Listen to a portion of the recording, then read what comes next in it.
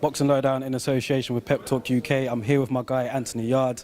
Now, I think it was about a year ago, me and my dad came to your gym, I don't know if you remember, and like we had a good interview, and my dad and Tunde were like going at it for about 2-3 hours. We were just standing there on our phone just waiting. Do you remember? I remember, man, talking about Arsenal, talking about food, etc. Of course I remember. Yeah, man, good times, good times. But anyway, we're talking about this fight now. You got Mehdi coming up.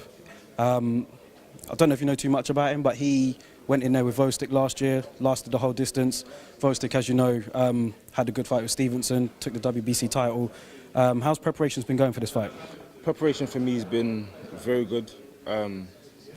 Again, I've just been training. You know, I said this early in my career. I don't only train for now, I train for the future. So, you know, you see certain levels, or you see, you know, how it is when you get to a certain stage. So I've been training for that from ages. So you don't need to ever worry about me being in shape. Again, I haven't only trained for this opponent. I've trained in general. So again, the beast is here. Lions in the camp is everywhere. You know the set. So yeah, man, it's going to be an exciting night.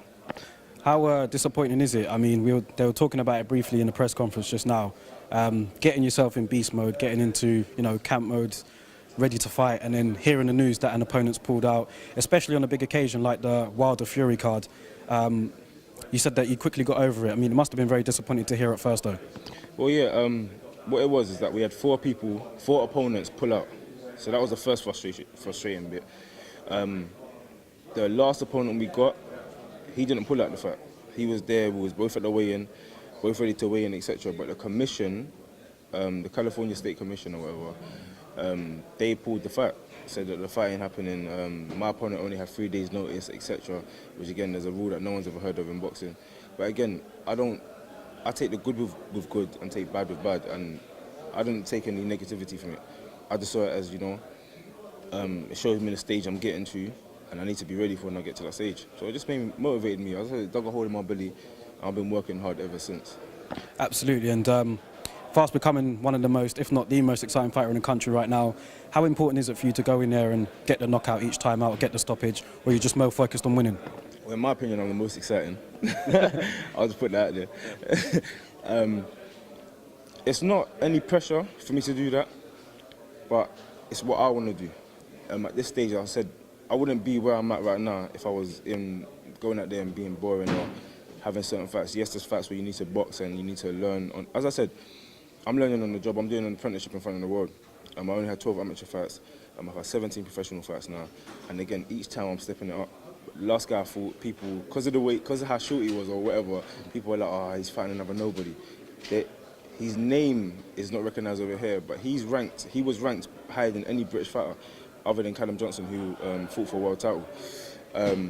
So again, sometimes if you sit down and listen to people that don't know nothing about the sport, you find yourself trapped into I don't know, some trance that just leaves you unstuck because you're listening to people that don't know nothing about the sport. So, you know, I'm just ready for whoever's put in front of me, whether it's the guy I'm fighting now or in the near future, bigger names.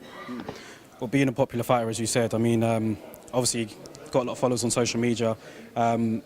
We spoke about it briefly before, but like with the comments that people leave under your page, and do you pay attention to those, or is it just something that you just ignore? You know, when people ask like what type of fight you're fighting, who's this guy, and does that have a negative effect on you at all, or are you able to brush it aside? Look at my fights. Does it look like they have a negative effect? It ain't having no negative effect. There's nothing that someone's saying or a couple people. Well, I'm not gonna pay attention to what 40 people are saying that's negative, and there's 400 people saying good stuff. I'm not going to pay attention to them, the little 40% or 40 people or whatever. Again, not only that as well, a lot of people are sheep. You know, they hear something and then they start making sheep noises and following the trail without knowing any real facts. Not only that as well, I appreciate and I respect that people have their opinion, or people see that I'm a talent and they want to see me in big fights straight away. That's just boxing. That's the nature of the sport. When Mike Tyson was coming through, again, people don't know this. People only saw the end result of Mike Tyson. If you watch his career properly and you go back and study how I've studied, Tyson had a lot of ridicule when he was first coming up. He was fighting every other week, but because he was fighting so often and he was damaging guys, people were like, oh, that's another guy he's going to just beat up. Put him in there with this person. He should be fighting for a world title. This is what people say about up-and-coming fighters, especially when they're exciting. You get eager. Oh, we want to see him in this now. We want to see him here and now. Again, you just got to be patient and stick to what you're doing. Absolutely. And how satisfied are you with the way your career is progressing so far?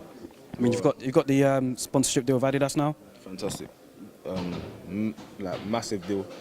It's a global deal as well. It's not only boxing related. So again, that's something that's never been done in boxing before, like ever.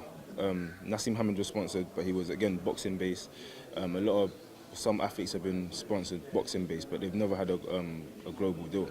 I haven't, exposed how much money I'm getting or what kind of promotional deal I signed with Adidas, but I have taken the lid off the bucket and said that it is a global deal. So that's a very, very big deal.